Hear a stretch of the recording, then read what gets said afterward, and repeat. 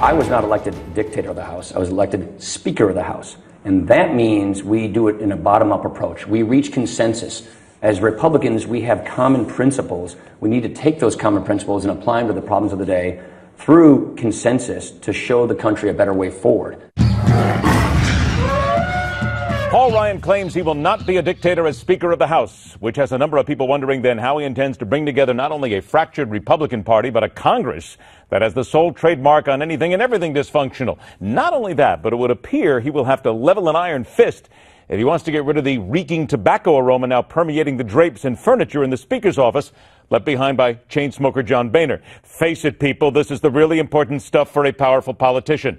Let us deal with it then. Much more from the powerful pundits. Joining the fray for the first time, former president of the National Association of Broadcasters, now CEO of TransparaGov, set to help the public with government transparency and performance, David Rehr. And the former aide to Republican Senator Tom Coburn, who is now editor-in-chief of the website seeking to bring some real journalism to the fore, Opportunity Lives, John Hart. Gentlemen, thanks so much for joining us. My goodness, journalism. After the debate last week, I'm sure we need a whole lot more of that, but let us move forward then. David, I'm going to go ahead and start with you. Right. Paul Ryan says, I was not elected to be dictator of the House. Wait a minute. Maybe being a dictator might not be a bad idea, a benevolent dictator in some ways, to bring this Congress back together. What do you think? Well, actually, I think what Speaker Ryan is saying is that he'll allow members to have the House work its will. That is to say that there'll be more attempts to amend bills. There'll be more opportunity for members to speak. There'll be more bills being considered. Under John Boehner's leadership, there was a tight control on the agenda and the floor, and I think a lot of members were frustrated by that. John, isn't it fair to say, though, that that's maybe what the Congress needs? Because we have seen logjam after logjam here. Look, somebody's got to break it up. Somebody's got to make everybody get together sooner or later. Well, Ed, if he tried to lead that way, he wouldn't succeed. So let me give you a very quick history lesson. So when I worked for Coburn, I was with him in the House, not just the Senate. And I actually staffed the coup against Newt Gingrich with a few other people. And what happened is, we overthrew Newt, but we got Denny Hastert in place of him. So it shows you that going after the Speaker doesn't always lead to the result people want. But in this case, we had Speaker Ryan come out of that process, which is a big upgrade from where we've been. So the way to lead and to unify, as Paul Ryan is talking about, is we need to be bold on policy, not just tactics. So in the past, we've been bold on tactics. We've offered some very aggressive moves against Obama, but they haven't succeeded. So the way to move forward and to get people engaged is to fight. That's really the essence of what conservatives have been complaining about for years with leadership, is there's been a reluctance or a nervousness, a hesitancy to really take the fight to the Obama administration. And that's what Paul Ryan has pledged to do.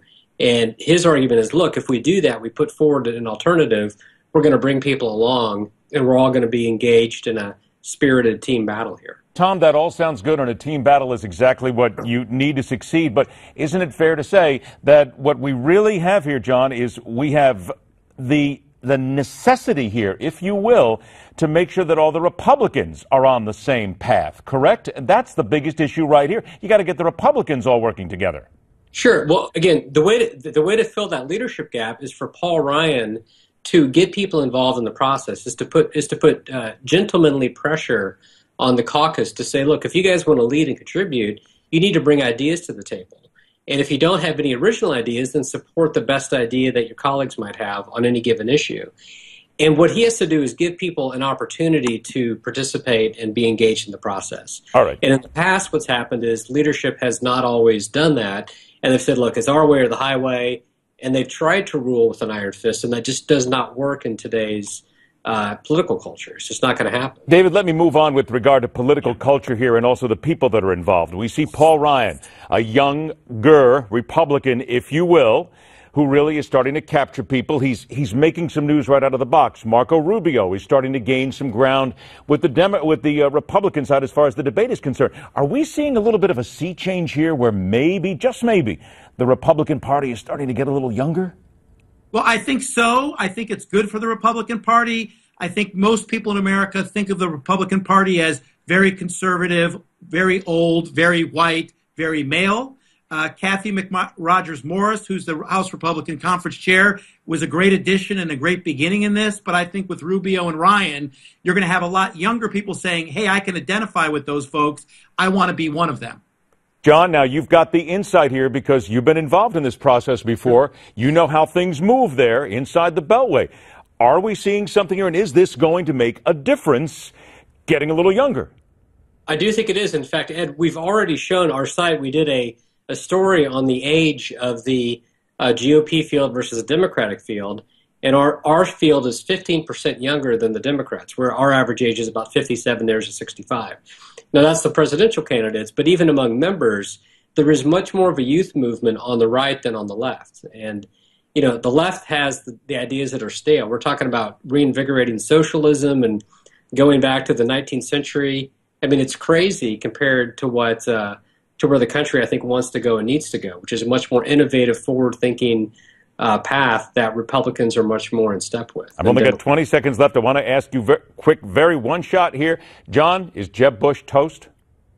No, I don't think he's toast, but I think he's flailing a little bit. And I think Marco Rubio has a lot of momentum right now. He's going to continue to build on that. David, same thing to you. He isn't toast yet, but he has to quit apologizing for doing so poorly.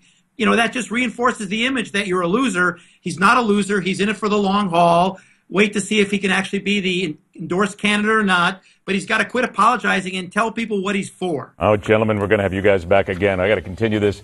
David Rehr, don't forget TransparaGov.org. John Hart, don't forget PromoteOpportunityLives.com. Gentlemen, thanks so much for joining us. We'll talk again soon. More disinformation from the Obama administration over job numbers? Shocked, I say. Let Peter Marisi deal with the reality next, right here on The Hardline.